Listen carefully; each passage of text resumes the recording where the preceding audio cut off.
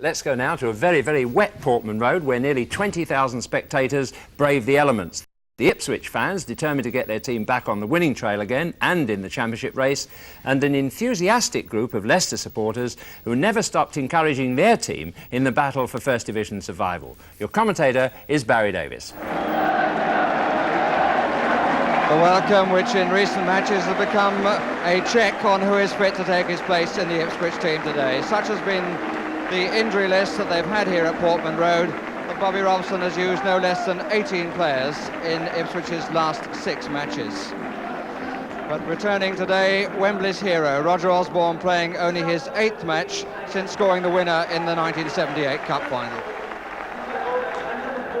And there are 2 other changes in the Ipswich Town lineup. The return after injury of Alan Brazil and after suspension of Terry Butcher.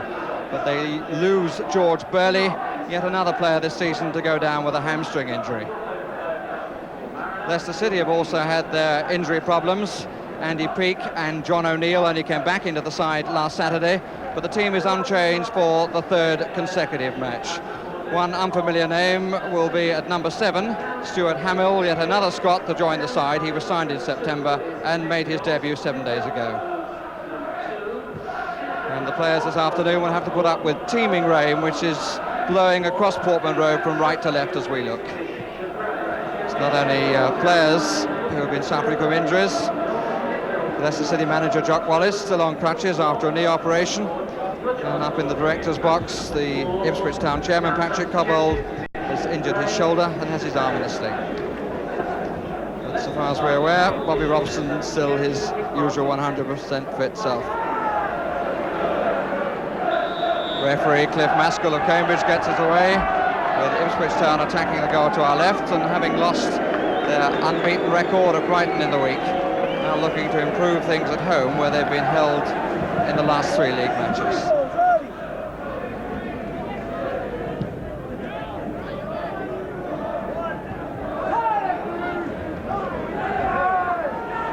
Hamill nicked it well. Is Wilson, Young, Hamill, Lineker, Peake. Oh, he hit that very cleanly, and on this sort of surface the goalkeeper certainly had to have his body behind the shot, otherwise it could well have squeezed through. All along the ground, just took a little bounce, and it was not easy for the keeper. Williams. It's a bit short. Ipswich lucky that the pass came off Osman. But here's Wilson.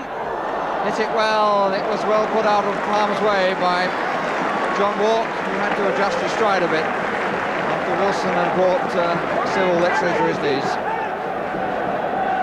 Leicester with more freedom when they break, tending to look the more dangerous of the 2 teams. Good head out by McCall. A very useful player is McCall, as Andy Peake, and that must be offside, and is. Alan Young, the player, caught. And McCall got a knock. Alan Young well aware that he had to be offside.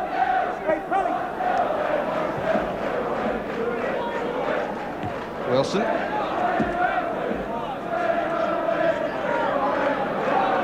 Osborne.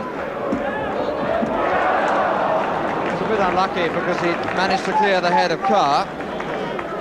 But once the ball landed, the pace was too much for Muren. Hamill. A couple of good hurdles and a slightly late challenge by the young Scot. Walk. And Hamill sorting things out. Only 20 years old.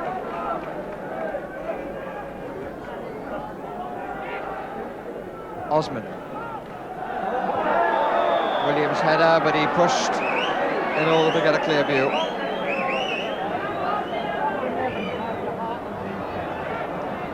Scott seemingly struggling a bit then. And here's Mills. Osborne behind him. It's a bit short, but Osborne gets it over. And up comes McCall. And here's Gates, and makes it pay.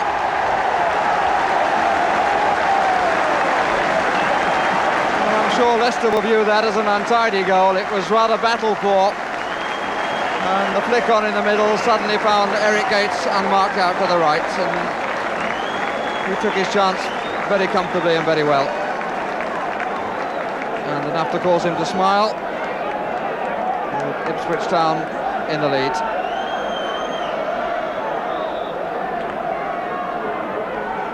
With 21 minutes gone.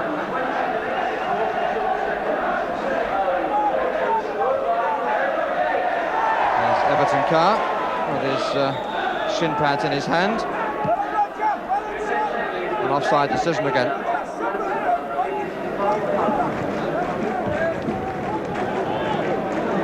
Osman. Gates. Oh, he hit it well.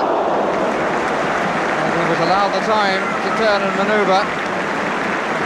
Speak seem to be having some discussion on that subject. It was interesting then that there were players running from both sides. Eric Gates, in the manner that he plays, does need to have players around to offer width.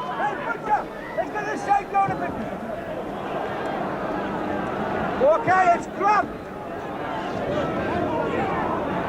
Wilson. Young, rather too obvious. Gates, nicely back to McCall.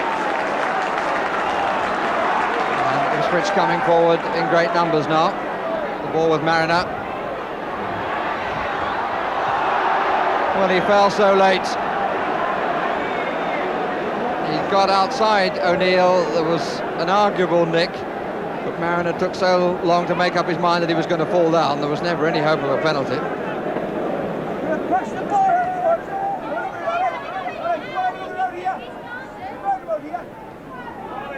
Wilson. Just finish it a little bit, boys. That's it, that's it. Talk out!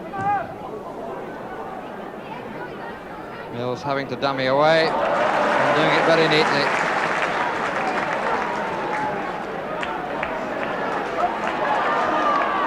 The second pass wasn't so good. Osborne chasing May across.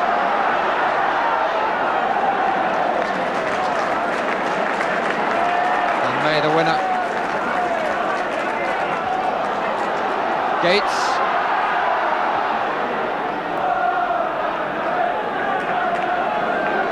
Hefty clearance by the number 5.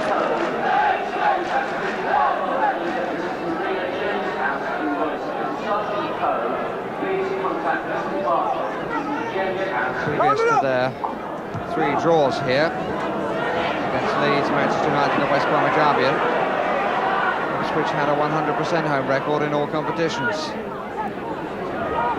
Here's Hamill, and here's Young, and he hits the crossbar. He wants the corner, but he's not going to get it. And I suspect that is frustration that he didn't make a fine opportunity count. He'd got away, Ipswich perhaps looking for offside, but the flag stayed down, and Young thundered the ball, and it came back off the crossbar.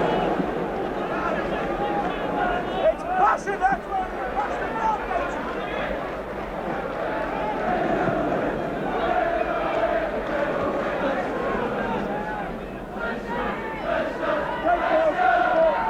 Fair bit of support here for Leicester, as you can hear. Carr. And Young following through. And there's Scott. Came very awkwardly to him. But Ipswich in some difficulty at the back then. Young with the flick, running right to left. And Ipswich rather chasing after each other in the ball. But the ball came unkindly to Jeff Scott. Couldn't keep it down.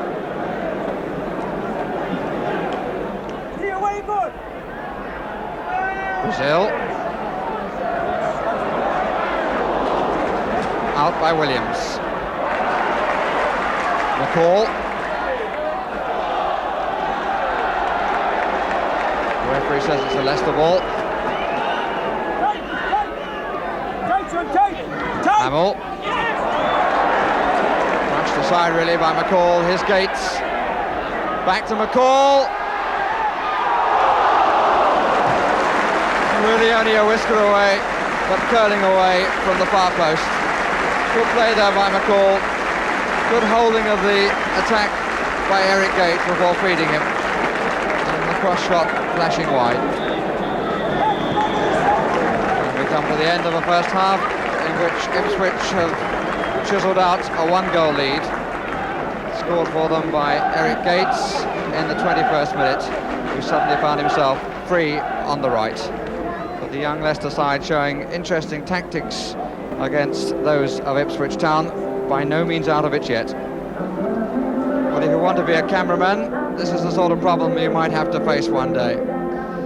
High up in the heavens with the rain teeming down on you as you produce shots from behind 1 goal. Leicester's record away from home shows just 1 success and 7 defeats, and they've now conceded their 19th goal.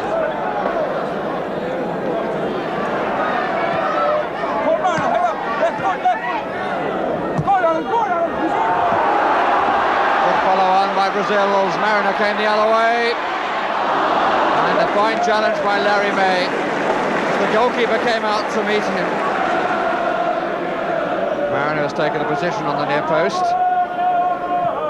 Butcher further across. Right at the back is Roger Osborne. Goalkeeper couldn't really get there, but it was enough.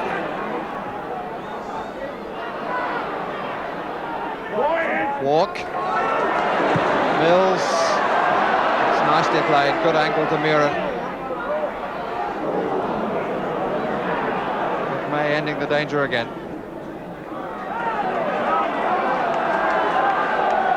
May, whose goal took Leicester into the First Division, or into the end of last season.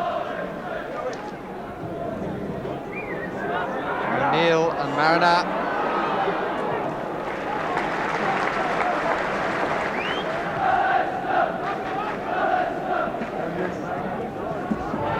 Civils. And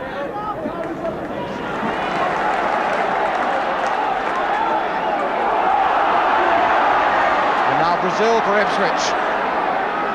Only Mariner forwards. Oh, and turned in by Tommy Williams. Rushing back, aware that Mariner was behind him. And Tommy Williams pushing it past his own goalkeeper. As Brazil did the only thing he could do, which was to whack it across the goal as fast as he could, in the hope that Mariner could get on the end. But Mariner's presence wasn't required. Martin Henderson is going to be the first substitute on. And the man he's replacing is Gary Lineker.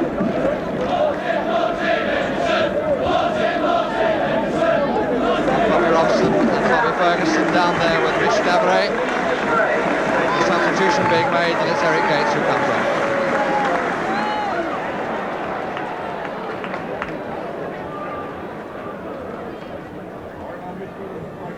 Brazil, last turn.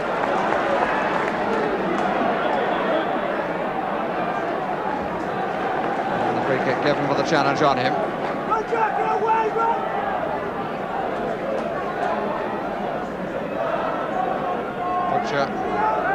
forward to go out on the far post. Mariner nearer, and here's Davray, and he puts it in. No, a free kick has been given for a challenge on the keeper. So presumably it was Mariner's challenge.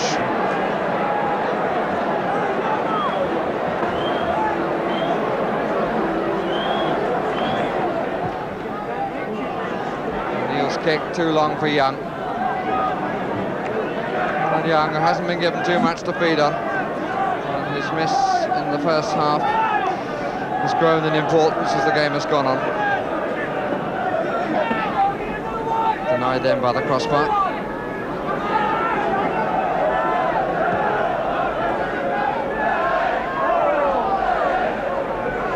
Mariner. It's Brazil. That's nicely through to Mick Mills, who delayed and couldn't get it in. Now Brazil.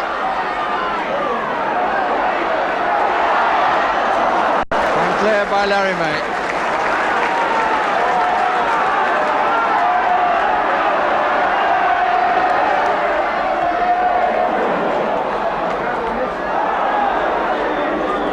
Free kick against John O'Neill. Mick Mills there showing very much more composure than we've seen from many forward players, but he didn't quite find the shot in the end that he was looking for.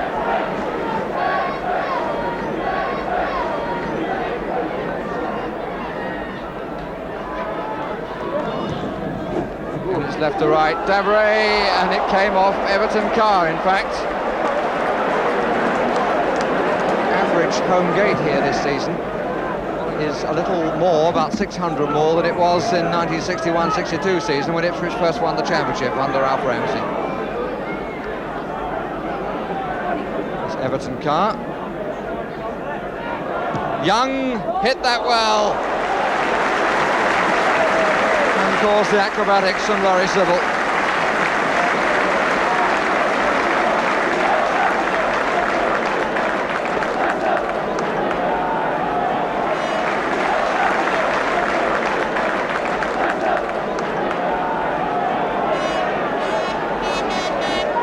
It from the corner.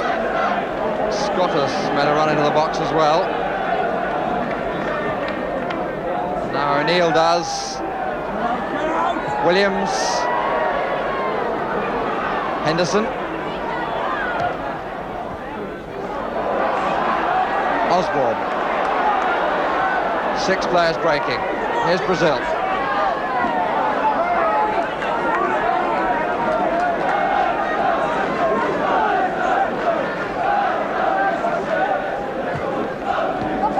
Osborne. And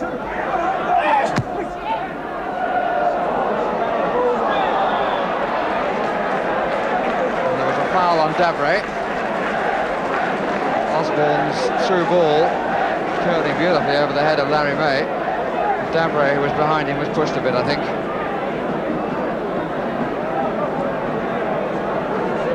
The third goal from Ipswich has been threatened for some considerable time now.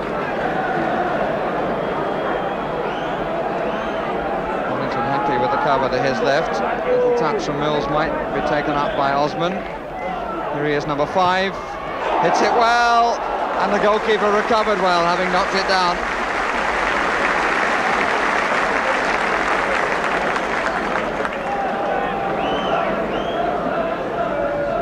As number 5 clears, we reach a point 5 minutes from the end of the match. Offside.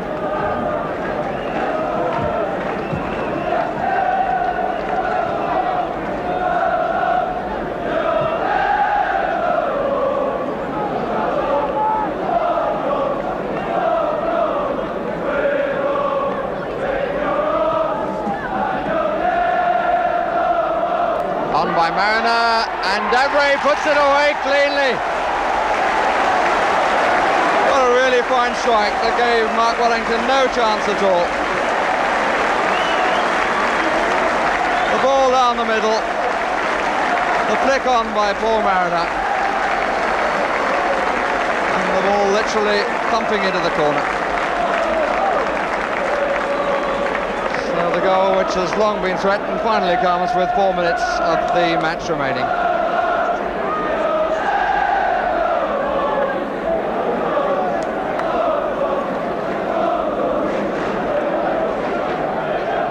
Young still hopeful of getting on the score sheet.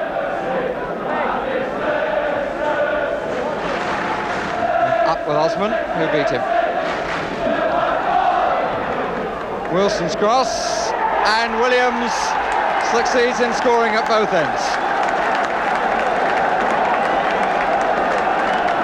Coming in on the far post from Wilson's cross to give Leicester City some consolation.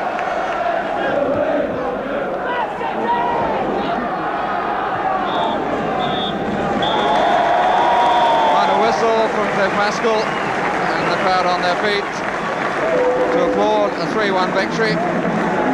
Bobby Robson in not unfamiliar pose. Must be well aware that it was a fairly hard job for his side, who suffered a lot from injuries that have forced changes in the team. And they really weren't comfortable until they got the second goal.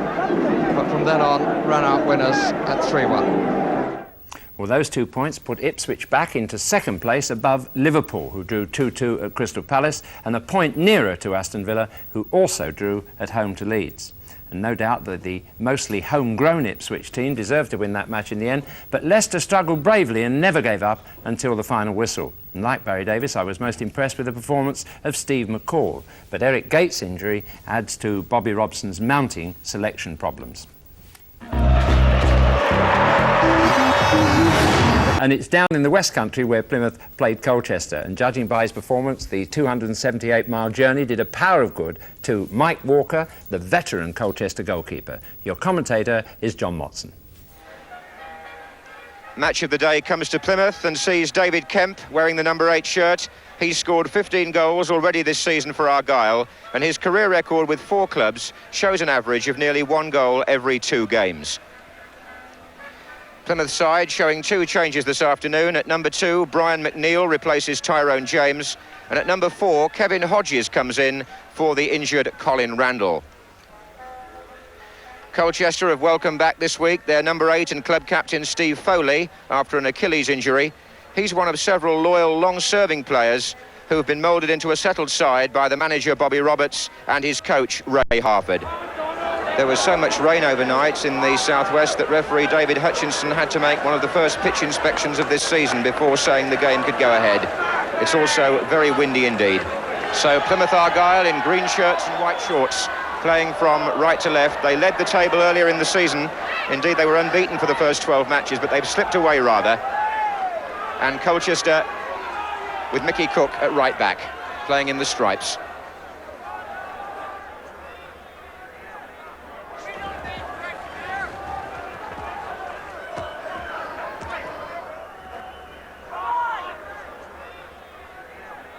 Sims trying to turn. And in the end, it's Hodges who's combined well with Cooper in midfield early on for Plymouth. And Basson, the man playing on the right, to Phillips and Masters. Header out by Steve Leslie. Here's Foster.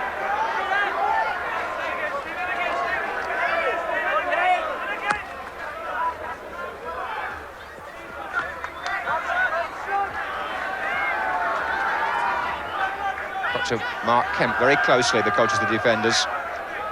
This is Murphy. Likes to play on the left. Couldn't get his cross round Wignall.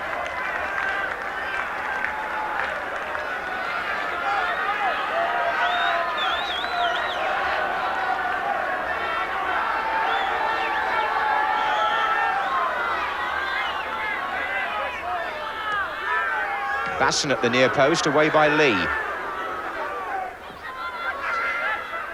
Knocked back in by Hodges. Still dangerous though. Here's Murphy. There's Kemp.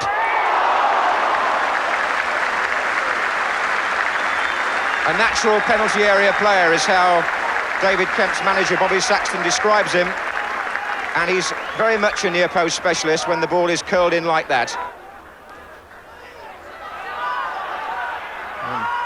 John Sims and David Kemp do combine nicely at times. They've got a good understanding up front for Plymouth.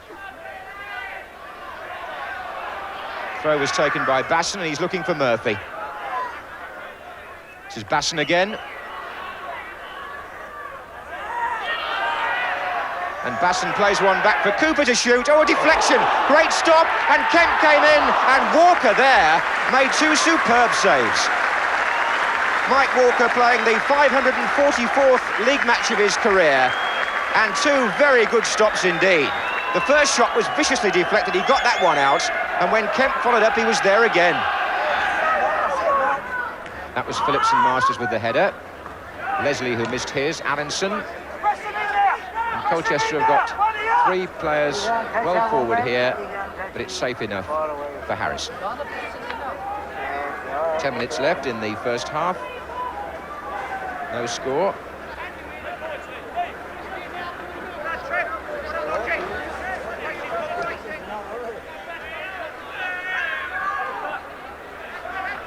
It was away by Rolls.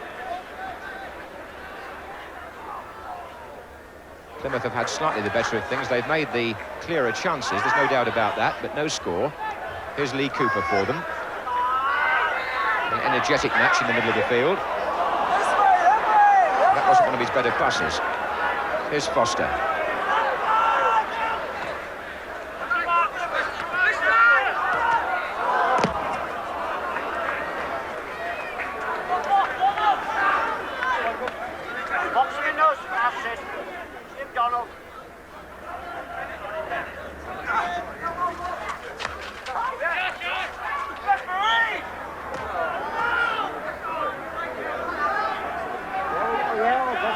So a free kick to Colchester.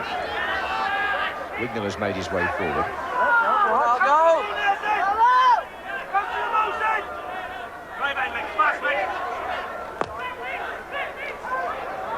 And Crudgington, oh my word, and Kevin Bremner came in behind the ball.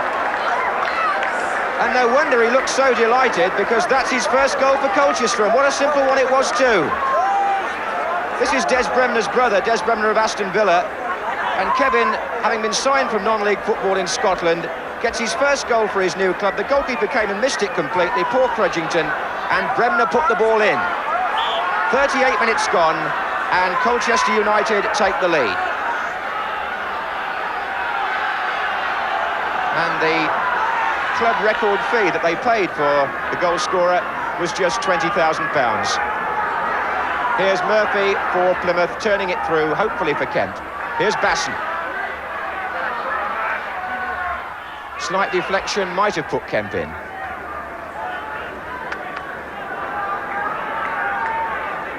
So, Kevin Bremner delighted to open his account.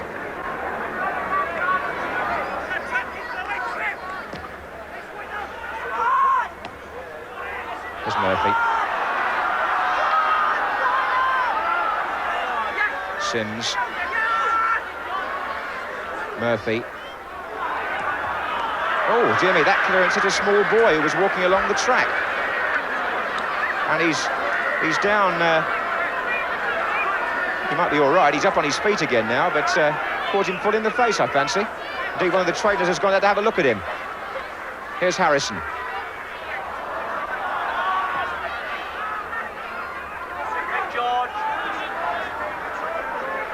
Young lad's all right again now, but he won't forget that in a hurry. It was a terrific blow in the face from the Colchester clearance.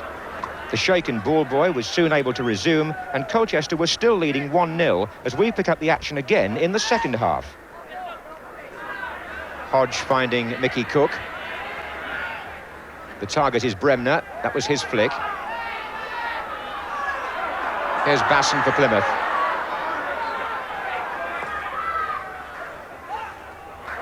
Oh, and the flick on was a good one there by Sims, and Kemp is coming in on this, and Walker saved it, and Packer made a clearance which hit Kemp and went out for a goal kick. Well, David Kemp's having an unlucky afternoon, but the man in the picture, Mick Packer, deserves credit.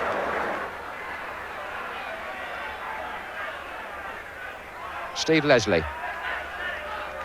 McNeil. Basson. It's a good idea. Murphy. Played in low and away by Wignall for the corner.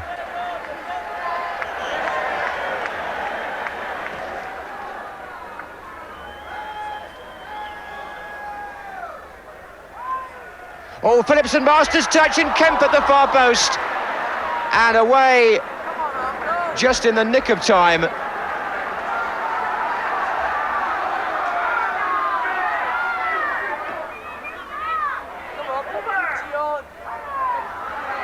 That's McNeil's shot this time. Well, what a close thing that was. Phillips and Masters stuck his foot out. David Kemp came in at the far post, and it was Steve Leslie on the line for Colchester who made that timely clearance.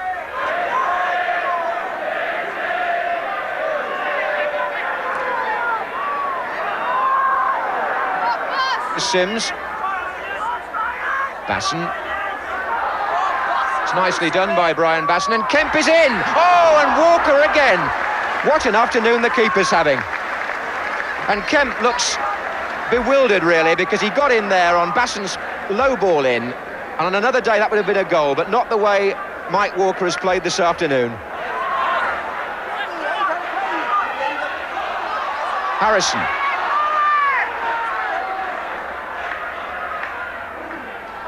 Hodges. Kemp is in there this time! And at last he's got one in! Goal number 16 for the top scorer. It's been a long time coming, but at last he's got a slice of fortune.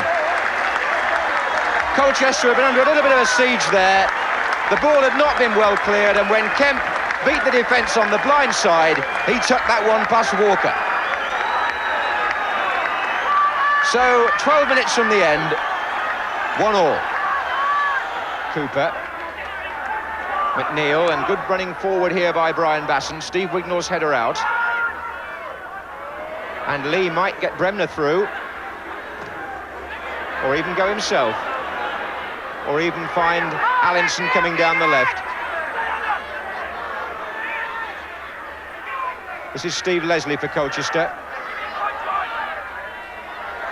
Did awfully well there, and Bremner's at the far post. And Crudgington, has the ball crossed the line? The linesman is standing still. It was Bremner's effort. Crudgington held it, and play is going on. Well, what a dramatic finish. That came seconds from the end of normal time, and Kevin Bremner's header saved by the goalkeeper, and there was a deathly pause as to whether the ball was over the line or not, and play went on. And not for very much longer, because that incident was the last of the match. And Colchester's players are looking at the referee just a little bit hopefully. But in fact, the match ends in a 1-1 draw, and Kevin Bremner, who might have had two, just ends up with one. His first for the club. And Plymouth equalised 12 minutes from the end through their top scorer, David Kemp. Well, Mike, on the ground where last season you saved a penalty, you made several good saves today, but in particular the double save in the first half. How was that from a goalkeeper's point of view? Very satisfying, especially early on, you know. Got a bit of a deflection as well, but it's, you know, really important in the first 10 minutes or so, you know, to keep a clean sheet away from home. You've played nearly 550 league games for Colchester, and most of your games, in fairness, have been in the lower divisions, haven't they? Yeah. How have you kept that enthusiasm going all those years? I don't know, really. It's just, it's like all bread and butter players, if you like. You just hope one day that you're going to get to the top, you know. And I've had a few good years when I was at Watford, of course, you know, and I played for Wales under 23s and that, you know, which was very encouraging. And then as you get older, of course, you probably deep down, you know you're not going to make it, but then you've still got pride to go out and play, you know. And hopefully Colchester will get in the second division, you know. That's all you can do. Well, Mike Walker then making that long journey worthwhile for his team, but with a crowd of under 5,000 at that match, one wonders how it can be worthwhile financially. Well, now to our last match, which is between two First Division teams, certainly with optimistic eyes on Europe, if not quite the Championship, Arsenal and West Bromwich Albion. The men to watch, Sunderland and Robson, who impressed your commentator, Desmond Lynham.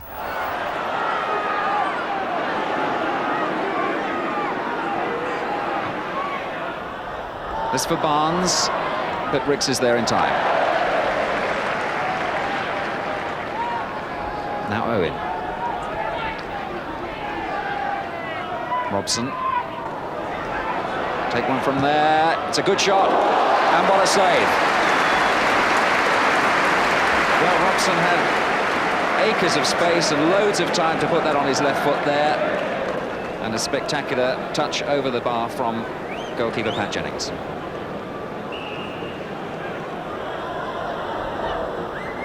What a curling one. Jennings is there again with a punch. Now Owen couldn't quite control it first time. Moses with the header.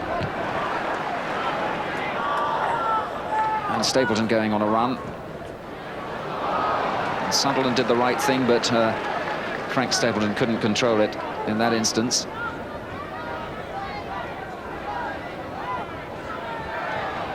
So again, the play switches very quickly to the other team, which it's been doing all the match so far. Now Regis. 5 Arsenal defenders around him, but he gets the pass in to Barnes. Well, Moses got in there and made that a good one. Now Barnes, but it's offside. Well, it was a good run by Regis there, who had the entire Arsenal defence around him. Eventually the ball came to Barnes. Moses aided it on, but Barnes eventually offside.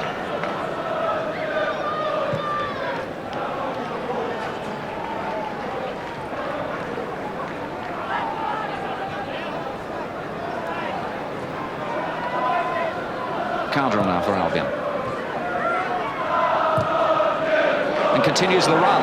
Onside and a chance. Couldn't quite get his left foot on it there. But now here's Barnes. 1-0.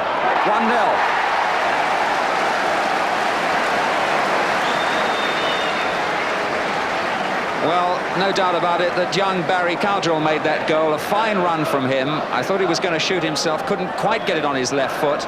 But eventually it came to Barnes, who made absolutely no mistake. Devine's throw.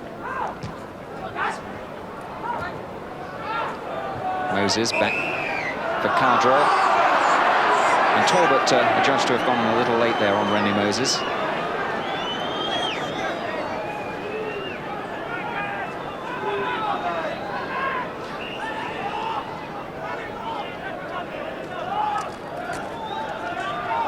So Brian Robson with the free kick. Young gets a good header away there to Ricks. No ball from him though. Sets Robson up again. Regis for him, and he'll get the shot in. And Jennings slightly off balance as he took that one, but no danger at all. No other Albion player coming in at the time. Here's Talbot. Devine. Hollins looking for it. Devine prefers the long one to Stapleton here. Well, he seemed to have the opportunity to turn inside John Weil there, perhaps. Preferred the shot. And you see what happens. That goal by Barnes was the only goal in the first 45 minutes. Let's pick it up again in the second half. Stapleton. Good play from the Irishman. Sunderland. Here's Ricks. Devine arriving. Well, that's still in play. Wasn't quite what he had in mind, but Weil had to clear with a header. John Hollins coming across to take the corner.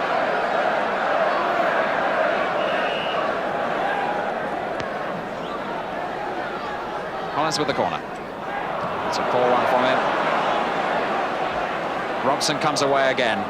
He's having a fine match so far. Barnes offside.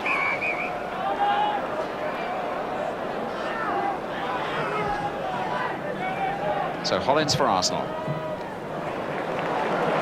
Devine now. Well, the first time cross might have been more effective there, and he loses possession.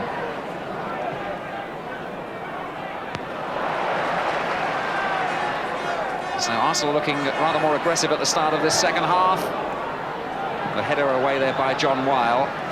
Now Batson. Good run by Brown. And Barnes. Here's Owen. That for Batson. Well, Jennings saved it with his legs. Well, he stole in there, Brendan Batson. Good ball from Owen to him. And it was Jennings' legs, who very rarely fail him, that saved that position for Arsenal.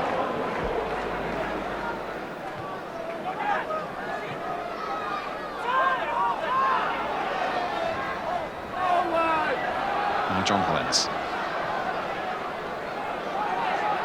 Stapleton. Talbot's outside him. Trying to find Sunderland.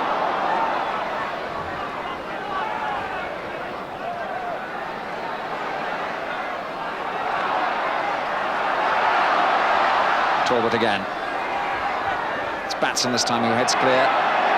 Robson throws the boot at it. Cardinal connects. Oh, tricky moment there for Arsenal. And another one. Barnes is offside though.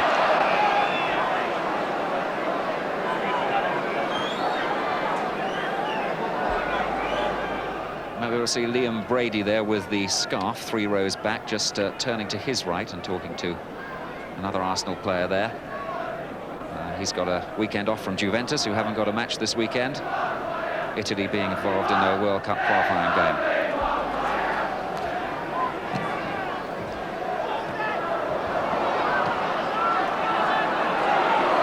Batson. Owen on a run, and Regis, and he's onside, and there's 2 players up.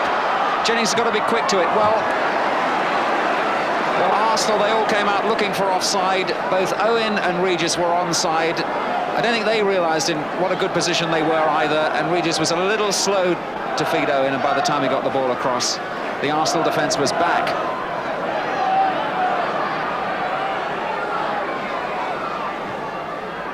Here's Hollins. Ricks. Batson, the defender, on him. Gets the tackle in. Another corner for Arsenal.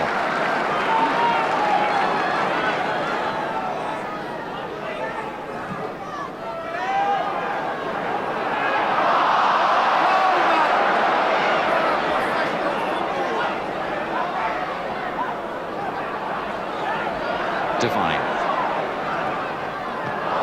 Ball on from him, Barnes. Thought he had that through the legs there of Gatting, but it wasn't.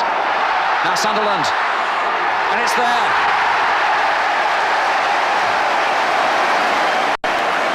Well, that all really started with the mistake by Peter Barnes. He thought he had the ball through the players' legs.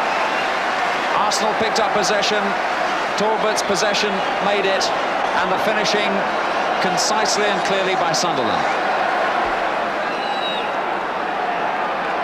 So 1-1.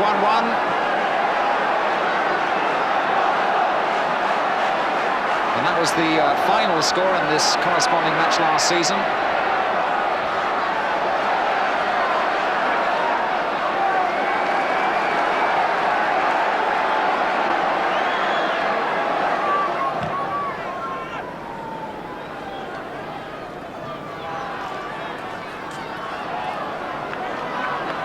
Arsenal throw.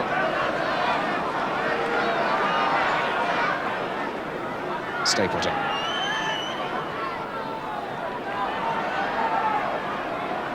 This is Talbot. Sunderland looking for the 1-2 with Stapleton and gets it. And still got it. Dangerous situation. And it's in the net. And it's an own goal. But fine play by Stapleton back in the first team today. And Sunderland causing havoc along the byline there. And the misfortunate Brendan Batson got a touch to it. So Arsenal go ahead, Batson scoring for his old club.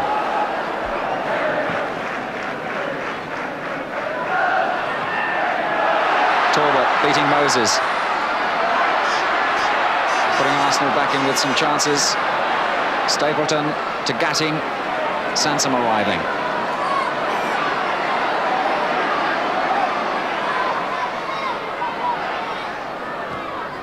Gatting's cross. Godden just got to that ahead of Talbot. And Arsenal remain on the attack. Barnes hurt, couldn't receive that pass from Cardrill. Divine now. Sunderland, Stapleton rather. Referee going to have a quick look at Peter Barnes, who's down on the ground there. And David Mills, who's a midfield come forward, coming on.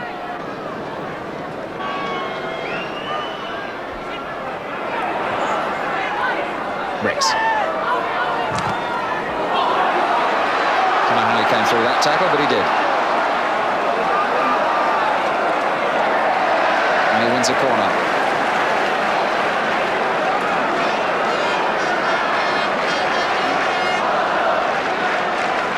O'Leary staying back this time, but Young is ever going up for this one. Regis. There's Gatting. And Sunderland running into a bit of trouble this time.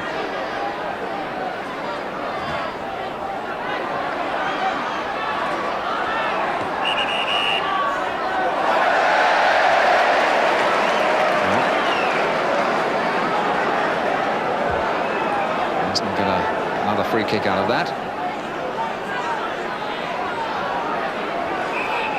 I must confess, I thought Sunderland just fell over.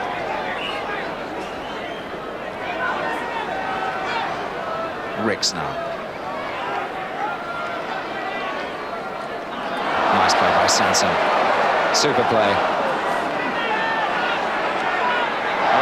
Batson again running into a bit of trouble. Well, he's an elegant player and had a fine first half, but been slightly error-prone in the second half.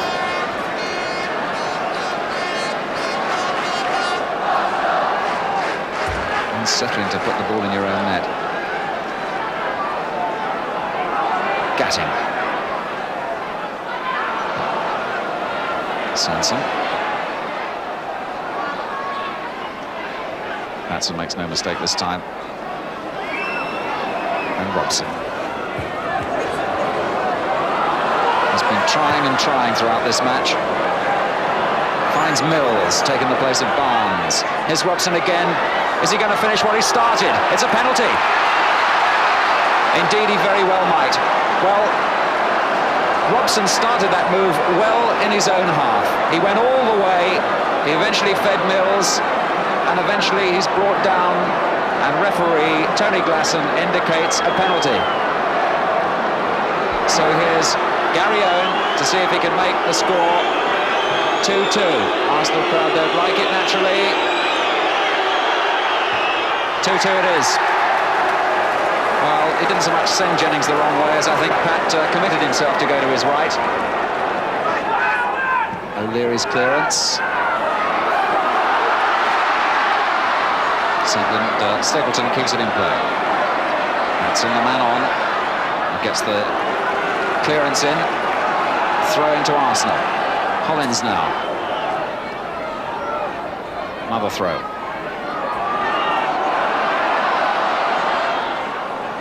Rick's in there quickly. Another corner this time.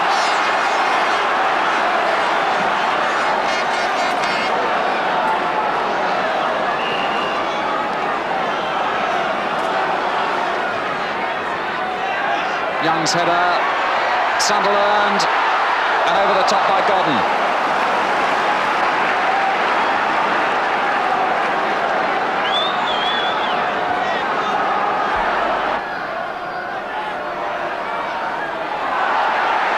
Hollins, off the line by Batson. And the goalkeeper pointing something out to the referee, being pulled back by Batson.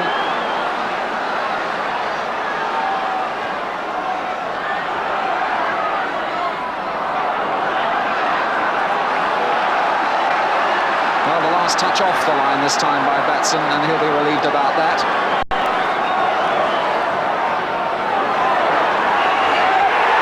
The header in there from Stapleton into the arms of Cowdrell.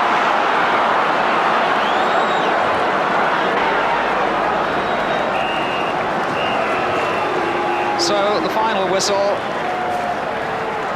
for a match that developed well in the second half after a fairly quiet first half, during which Peter Barnes put West Brom ahead. And then Sunderland's goal equalised. That unfortunate incident for Brendan Batson, when he put through his own goal, put Arsenal ahead. And then that final superb run by Brian Robson from his own half, eventually earning Albion that penalty a couple of minutes from the end, converted by Gary Owen. So the final score, Arsenal 2, West Bromwich Albion 2.